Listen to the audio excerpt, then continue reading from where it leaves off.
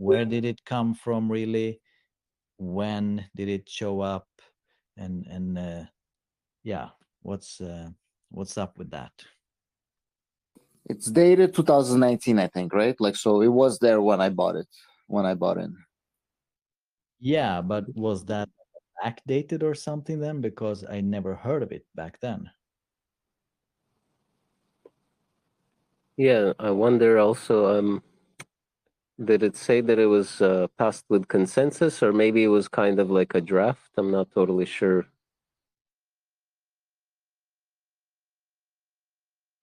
Yeah, it definitely sounds more like a draft that Peter was working on and just tried to implement to do what he wanted to do.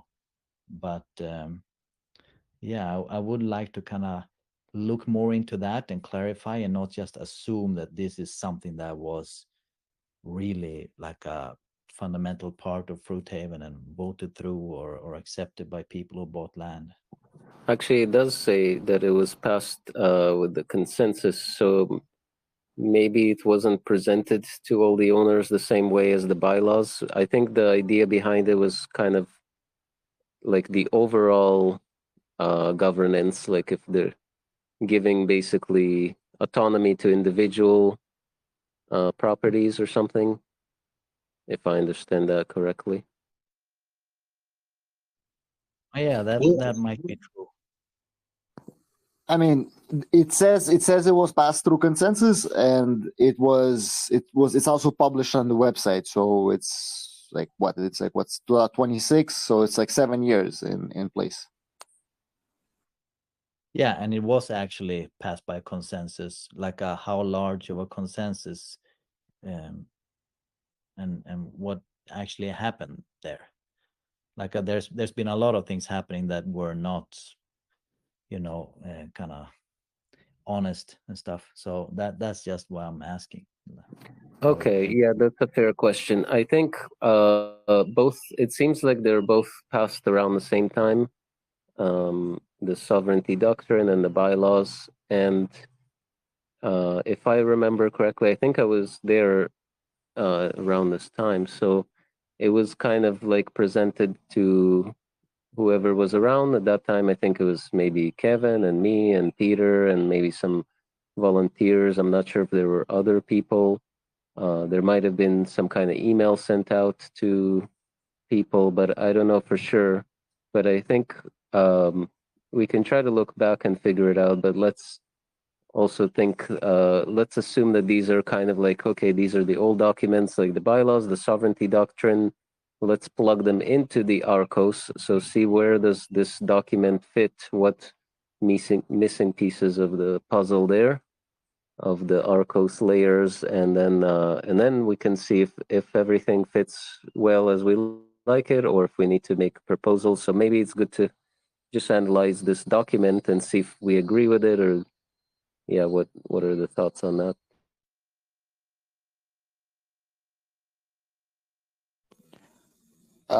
Well, it's pretty important in establishing whether it's a valid document or not. But right now it's kind of 7 years after it's been, that it's published, it's up for us to kind of discredit it, or I don't think it makes sense, especially, plus it does say it was passed through consensus. If it was presented to you, Boris, and anyone at the community center, for sure there was an email sent informing it. And this was before we bought in as well. We bought in 2020, so we did see this before. Oh, I was thinking who else might have been around. Possibly Jason. I think he spent some time between Fruithaven and Terra Fruitus, so he might have been around at that time. But so we can try. Yeah, one idea is to ask those people. But yeah, it's been around. I don't know why you might have missed it, Rob, but I do remember having these two specific documents. Yeah, no, I'm not saying that it's fake or anything like that. Kevin, by the way, might have been around then. I'm not sure. Um, and also, it might have been that I simply missed it due to getting kind of fucked a bit by life. But yeah, uh, what does when you put it into like the AI and see how it syncs up with the bylaws and stuff? What does it say? What does it add? Yeah, that's what I did in the very beginning. So I added a lot of things into the. I mean, wait 1 second here. I will show you this document again. So these are the 3 documents that I used. Actually, I see now it's the version 3, which this is the version that that is just a draft now. And I also used Community Contract 2023 draft and the community bylaws. And the outcome was, let me show you. Wait, don't use the V3. That one was done. That was drafted later. There was like a time where we had maybe like 8 weeks of discussions on the community division, and we were reviewing this document extensively. So that V3, that was a draft that was made by Peter, and that was not implemented. Like we should only be referring to V1. Okay, yeah, that's a good point. I can still show you this quickly if you like, which has the wrong date now, but this shows you also how complex this is. So this is the compliance test result, and it goes through all of the definitions from ARCOS in all the sections of ARCOS, and it compares every definition with what's there in the documents. So in this case, for example, the primary purpose is partially defined. Must be enduring, not a short-term goal. That was compliant. So and so forth. So with this, you can see actually what's in there and what's not. Yeah. I don't know if it helps us. I think so. No. What do you guys? What do you guys think? Yeah, Yeah, I but think it's that's helpful. relative to Arcos, but what was it like relative to the bylaws? Were there conflicts? Was it adding things or things like that? You would compare these 2 files here, like the doctrine, but version 1 and bylaws, these 2 things. Yeah. So this version 3, that was basically them trying to change things up, and this is not like a Nick said. That's definitely not a passed document. So it's the one without version numbers that was passed earlier in 19. Yeah. Okay, so I can do that quickly if you like. We have that written in the summary of the previous meeting. I think the previous meeting it was mostly you and me, Stefan, right? So Boris posted the summary in the community meetings, and it says here what the purpose of it was, because I remember you did it at the last meeting. You put it through AI and then to explain what it does. So maybe we can just read the summary.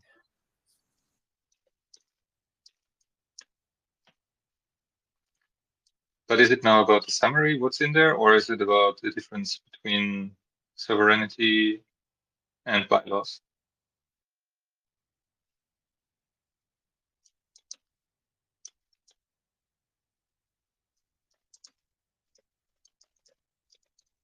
Well, Rob wanted to compare the sovereignty doctrine to the bylaws. I'm not sure the reason exactly. Is it just to see if if there's any contradiction? I guess I think that No. they're generally okay, but it's a good idea to see. No, I think. So I have it here. Can I just say, I was just looking quickly at this sovereignty doctrine now, and that I actually recognize, not like word by word. I mean, it's a long time ago, but I recognize the spirit of it, and I skimmed through some parts a bit quickly, and that seems all right. I think it's these later ones that I had questions about, but those were just some kind of versions. They were never passed, or they were just, yeah, something else basically. So I think it's actually it's fine, the original version.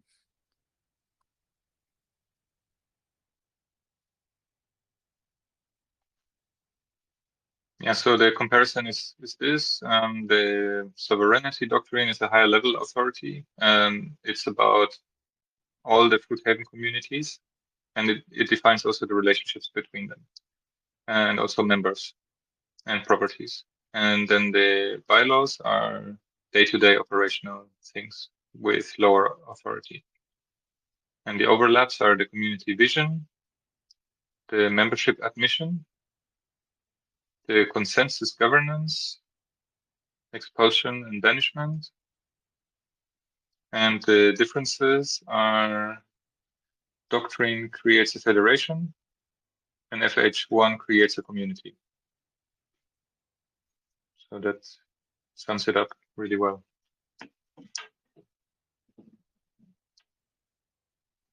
And also from a very rough point, I mean, bird's eye view, you can say at the moment, Arcos does not cover any of or many of the things in the sovereignty doctrine because it doesn't cover any federation things. Not yet. I'm planning to integrate that as a module, something optional. And the bylaws is more on layer 5, I think. That's the operational layer, like day-to-day stuff.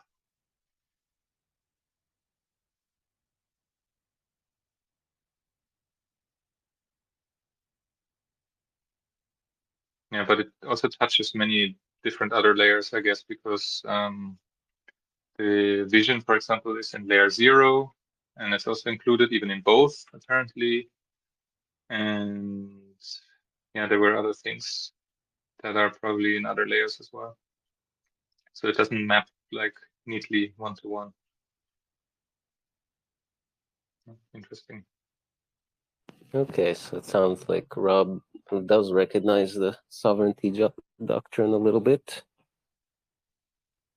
Yeah, I was just thrown off by these versions that, you know, seem different, and I think also some other document maybe that Peter was working on. I don't know what that was even now. That was really even offensive, you know, when viewed in the light of the original bylaws and these things. But this original and past sovereignty doctrine, or this document, seems to synchronize, like harmonize with the bylaws also. So that seems perfectly correct. I think, yeah, they were trying to modify the vision or something, and maybe it was in that document, the sovereignty document.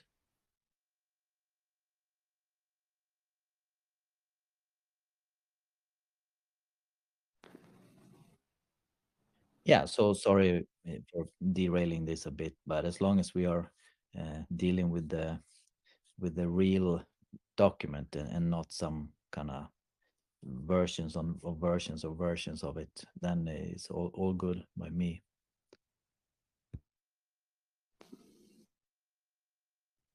Okay, then what should we define? And what would be the next proposal then?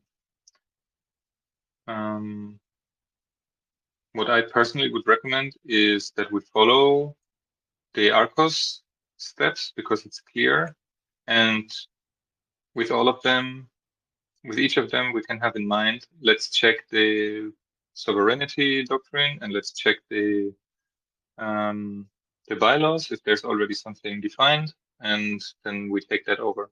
Otherwise, we define it ourselves.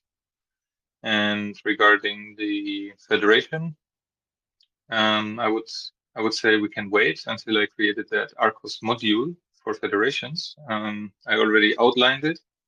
I just need to refine it and release it, so to say, and then we could also do that if you want, but later. That's pretty cool.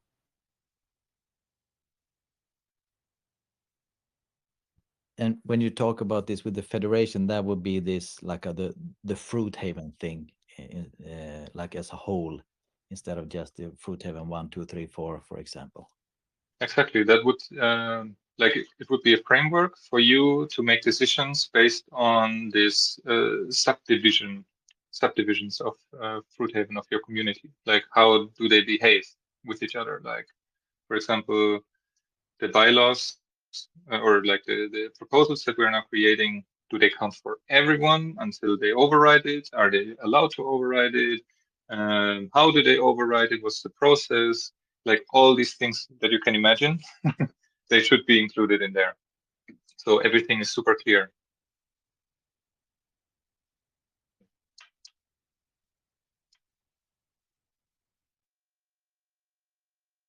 Nice. Yeah, that's a good idea. Okay, so then back to this to-do list. Maybe we can go through these points and figure out what's the priority, and maybe we can erase some of them. So I was mentioning last time that there were some responses to the email that we sent, as you said, Boris. And my question was, do they need any integration? Like, what were these responses about? Was there a valid point, like an objection or some ideas, something that makes us want to go back to our proposals that we created and refine them? Yeah, I just wanted to say I want to hear also about a bit about these responses, but also can we fix this so that we are it's clear in the documents that it's referring to the bylaws of 2019 and the original sovereignty doctrine of 2019. But yeah, then I would love to hear a bit of these responses to the email.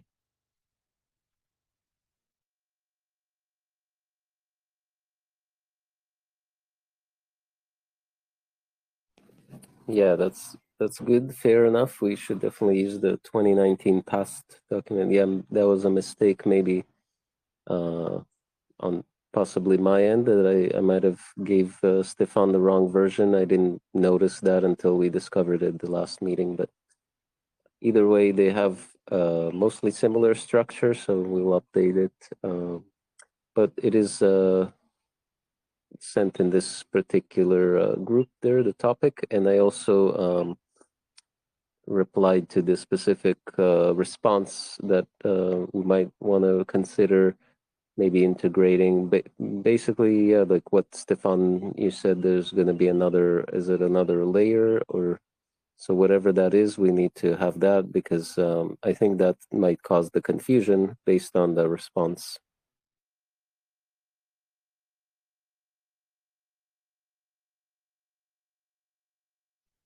I see. There's a connection between these two things. Okay, I wasn't aware anymore. Then we could look at what it specifically is and define it based on the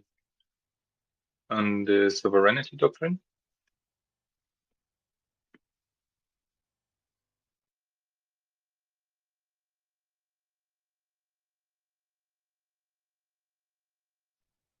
Did you understand my question?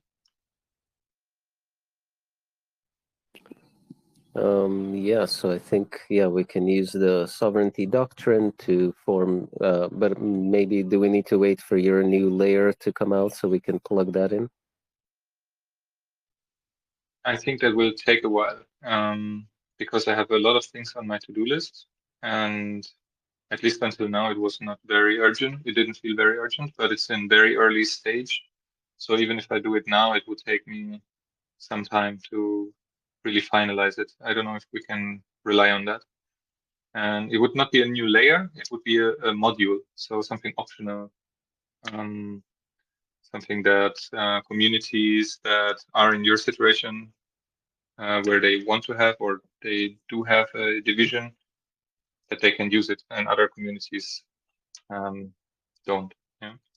Okay, So, well, yeah. so until then, maybe we can just have some other informational area with that kind of information or whatever, so to show that there is that division. Because yeah, as I like the Arcos idea where you have to really define everything, nothing is left up to you know, imagination. So we need to put that in somewhere so that it's clear, because if it prompted that sort of response, then that means something was not clear, in my opinion. Exactly. Yeah, really good call and good observation. And that's exactly what Arcus is about. Yeah. Yeah, the only thing is that these definitions don't exist yet. Otherwise, I would say let's go for it now. So, but what exactly is not clear in that email? What needs refinement? What needs to be defined? And we can tackle exactly that already without any Arcus definitions. And we look into the sovereignty doctrine, what's written there, because that's a valid document that everyone agreed on. And we can create a new proposal that makes it even clearer. That would be my suggestion.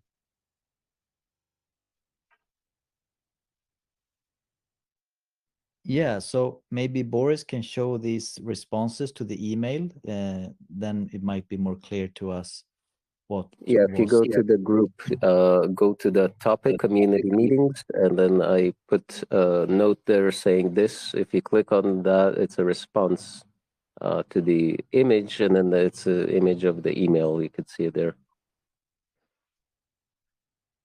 Okay, so but it's only this response. There was no other response. Is that correct? There was one other response which was positive. There was nothing negative and nothing, no feedback, kind of saying to change anything, or even like this didn't say to change anything necessarily, but seeing this response, it prompts kind of, in my view, it seems like it's potential for confusion because there's no explanation of, well, is this for FH1? Is this for FH2? You know, if you read the response, you'll see. But the second response is somewhere lower down, but it's all just positive. Yeah, okay. Sounds good.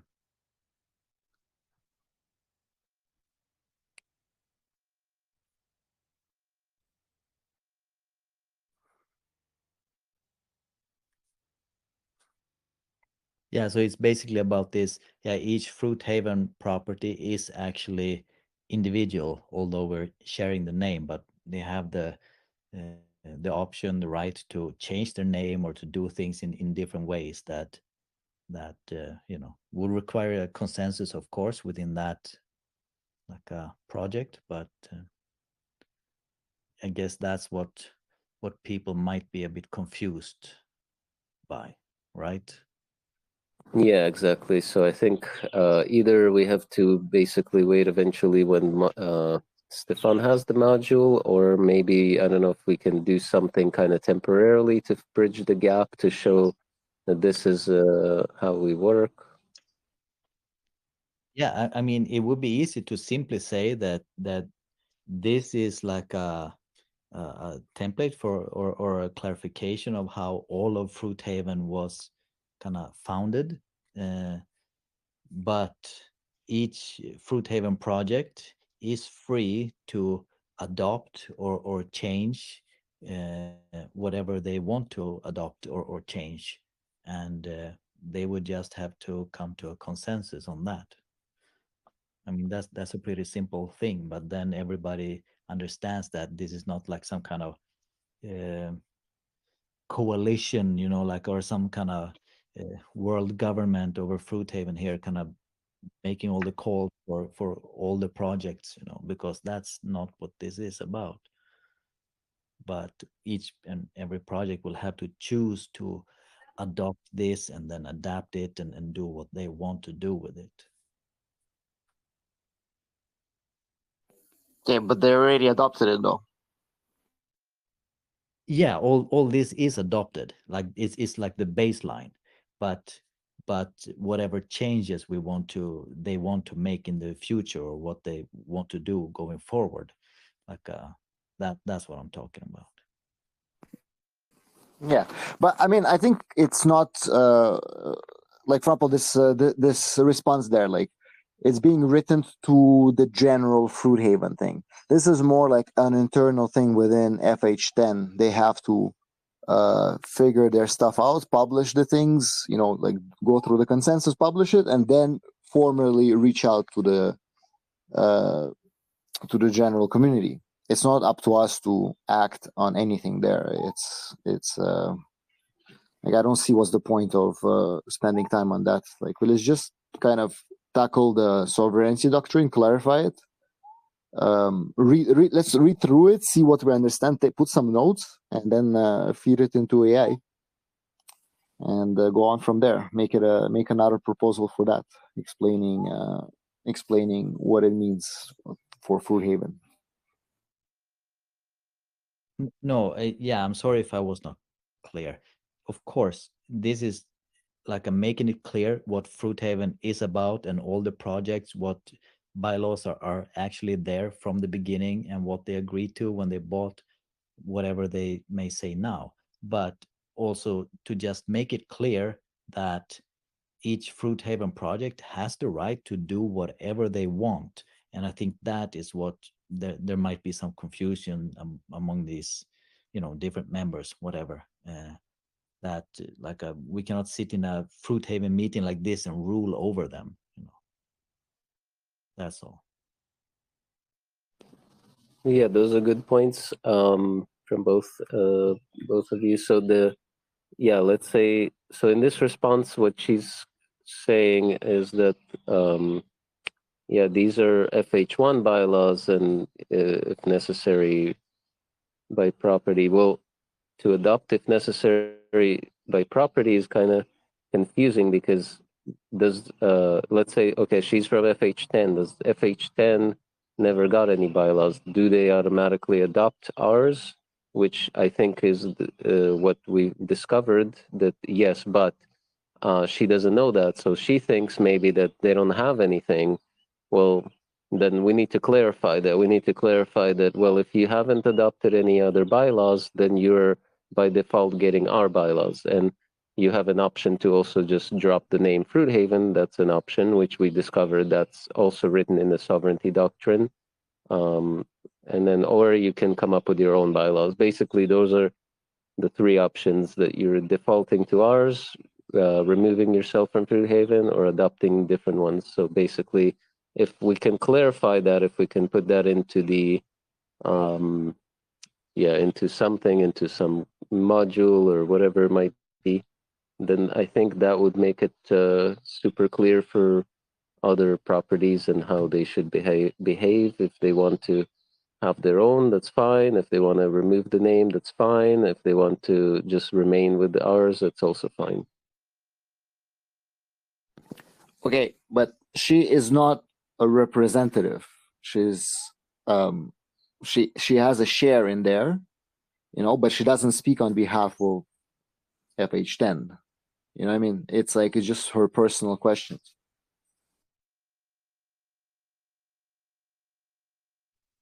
Yeah, that's Well, what do you important. mean? What do you mean representative? She's just an owner that responded. Maybe they don't have a representative. Maybe they haven't chose one or not. I don't know, but it's the only person that responded anything at all. That's let's say somewhat critical in a way, because the other response was just positive and nothing to question there. Well, I don't think it's critical or important, because she's making suggestions. So yeah, she responded. She's making suggestions on behalf of FH10, but like, I don't see her being the representative of FH10. Like, they need to have their like internal discussion and consensus, and then submit their proposal. Like, everything's written out for her. Like, I think she just didn't read the documents. She's saying like, oh, I don't know anything about this. You know what I mean? Like, it's I don't see a kind of a genuine interest in this response. Well, I don't know. That's that she needs to be a representative, or if they need it. Like the point I think she's not understanding. She wrote to adopt this if necessary. So she thinks that these are optional things to adopt for each property. Well, they are if you have your own bylaw, but they don't have their own bylaw, therefore they should get this, basically. So I think that's where the part that I'm understanding that she's not understanding. And if we can make this part clear, that basically each property has autonomy. If they want to create their own bylaws, they can. They don't, yeah, if they can have a representative if they want, they don't have to, but it's good if they want to have it. But it's just, we know that they haven't presented us with anything, so we kind of can say, okay, well, we don't see anything from FH10, so we are default to FH1. You can either create your own or you can leave FH. That's also an option. No, but we don't have to tell them that. It's her. You know what I mean? Like they don't, like, people that read the sovereignty doctrine already understand this. The people that read the bylaws, they already know all this stuff. Like that's why maybe they're not responding. Like, sorry, there was something you said in there where her response is, it can pass if necessary. How did you say it? The thing is, we're not asking to pass anything. We were just making an update about how things are. Right? This is how things are. And what we're proposing is we're proposing the membership states. That's what we're proposing. Her response is completely towards something irrelevant to saying that FH1 bylaws are for FH1. No, FH1 bylaws are default bylaws for all Fruithaven projects. So if you want to clarify that, I agree with that. But there's and then, like, what for her to do about it, it's like that's all outlined. Like, it's already outlined in the sovereignty doctrine. So you can link her that. You know, our job right now is to make sovereignty doctrine clear. You know what I mean? So, like, we can use this response as a reference, like saying, okay, maybe the person is confused about something, but I genuinely think that she's not confused. I think she just didn't read it. She's not aware of it.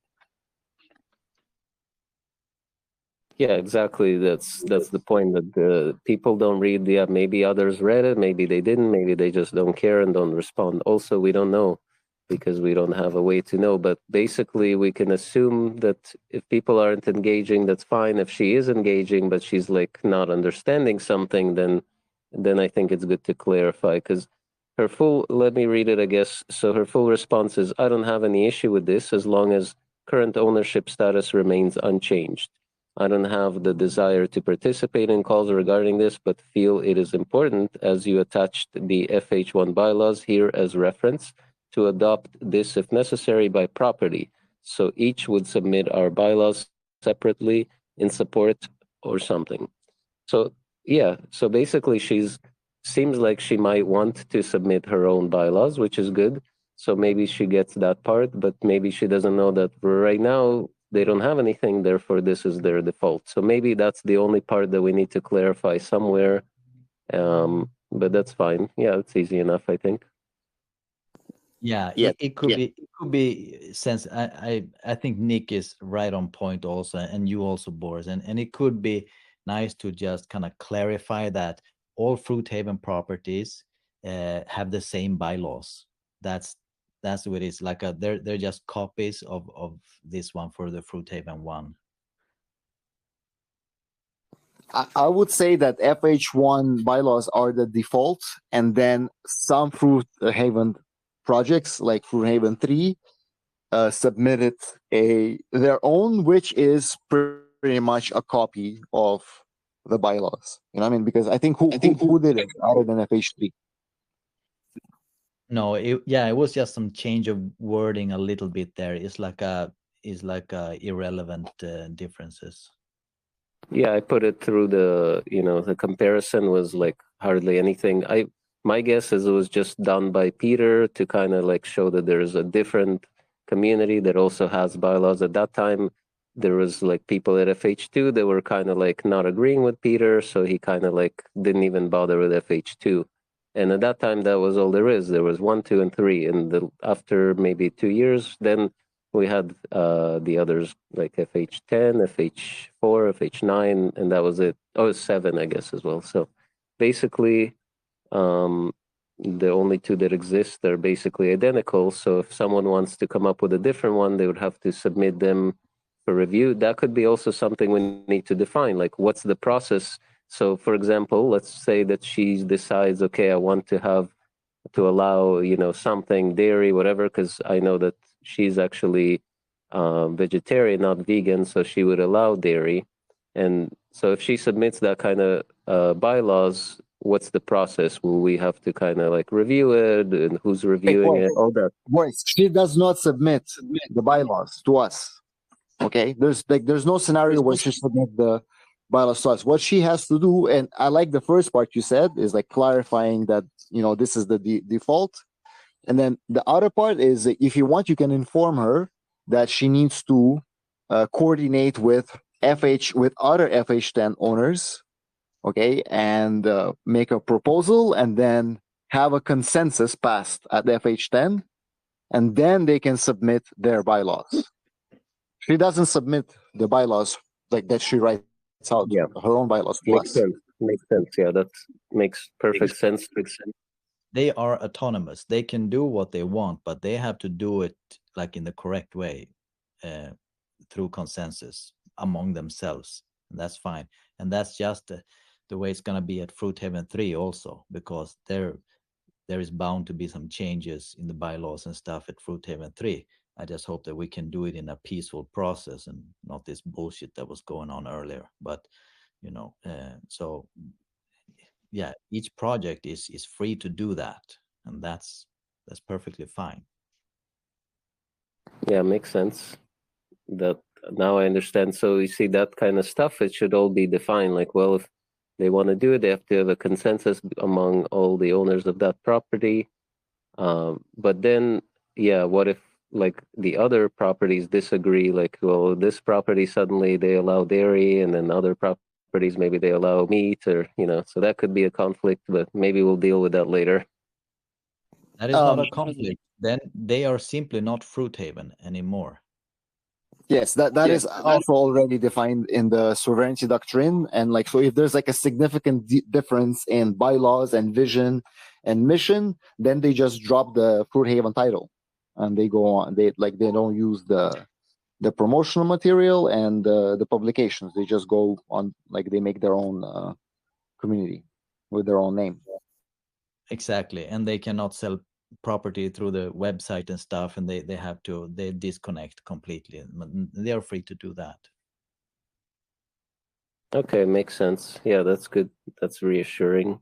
So yeah, we just need to find a way to really have all that defined. Yeah, I defined it already. I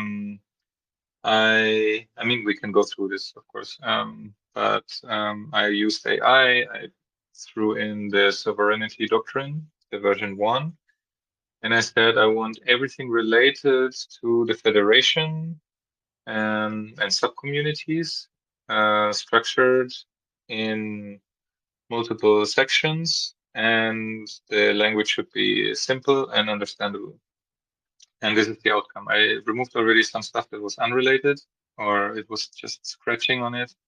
But this is the core of it. So maybe we can quickly go through that. It's 6 points here. So the first one is the autonomy, the right to self-governance. It's important here to see each community may create and maintain their own bylaws and manage its own daily operations, admit residents, grant residency privileges, grant regular use privileges, grant Fruithaven membership. The limits are: a community may only grant residency or usage rights within its own community area. A community may not grant residency rights in other Fruithaven community areas. It's 2 times the same, actually. Local decision making, they have to do consensus, basically. Then access between communities. A person recognized as Fruithaven member or resident may access any Fruithaven community area unless a restriction has been placed upon them for behavioral reasons. Access to trustees. So they can also access everything. access does not automatically grant residency or regular use rights. Guests and volunteers, they must have a permission from a resident or a member of the community area they wish to enter. Respect for the local rules, like all residents, members, trustees, volunteers, guests, and other participants must follow the rules of the community area they are visiting. Then the formation of new sovereign communities would be seed community. Existing Fruithaven members collectively serve as the seed community from which new Fruithaven communities may develop.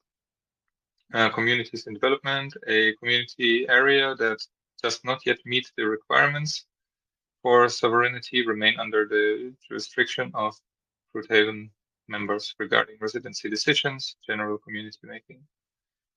Requirements for sovereignty. A community area becomes a sovereign Fruithaven community when it has at least one resident Fruithaven member or 2 additional residents, or it has at least 3 residents total, including at least 1 Fruithaven member, and it has formally ratified written bylaws.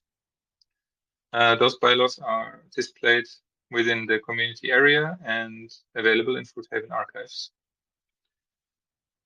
Effects of sovereignty. Once sovereignty is archived, the community may grant residency.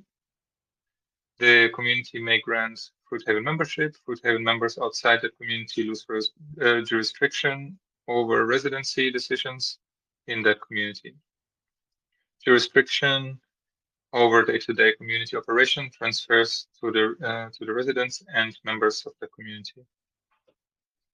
Then property sovereignty, independence of properties, except for this charter, Fruithaven properties are not formally bound to one another. Leaving the federation, a Fruithaven property may leave the Fruithaven network for all if all owners consent through the consensus process using the how do you pronounce that? Unanimity? Unanimity. I don't know what that means, and I don't know the word. Unanimity, like a Okay, consensus. unanimity. Okay, unanimity decision rule. Thank you. After leaving, the property may continue voluntary cooperation, interaction, or trade with other communities. Owner sovereignty. All Fruithaven properties, their communities, and their participants are bound by this charter. However, this charter shall not override the authority of property owners when addressing legal risk, removing a person due to legal risk, making decisions that significantly affect property value, making decisions that significantly affect legal liability. Federation voting standards. Only members trained in the consensus decision-making method may exercise voting power across the wider Fruithaven Federation. A sovereignty community may waive this requirement for local decisions affecting only that community area. In such cases, untrained members may vote only on matters that primarily affect that specific community. Jurisdiction and supremacy. This chapter applies to all Fruithaven properties and community areas. If a community bylaw conflicts with this charter takes precedence. Any owner who acquires ownership in a Fruithaven property accepts this charter as a condition of participation in the Fruithaven network. Okay. That summarizes it pretty well, no? What do you think, guys? Yeah, I think it looks pretty good. Yeah, it's actually good. I like it. Also, the only thing is what I don't understand is this one. Because they can have their own bylaws, but if they conflict with this, no, okay, now I understand. Okay, because this is not a bylaw. Okay, yeah, I understand now. Yeah, so if they want to just change their bylaws and it conflicts with this, then this takes precedence over that anyway. Because if they want to change it so that it conflicts, they need to it like Fruit Haven. Yeah. It's getting late here. I have to get to bed, so I have to log off. But thank you for this meeting, and it's looking really good. I think it was a good productive. Thank you, everybody. Yeah, thank you too, guys. All right. Take care. Thanks. Bye Take bye. care. See you Sunday.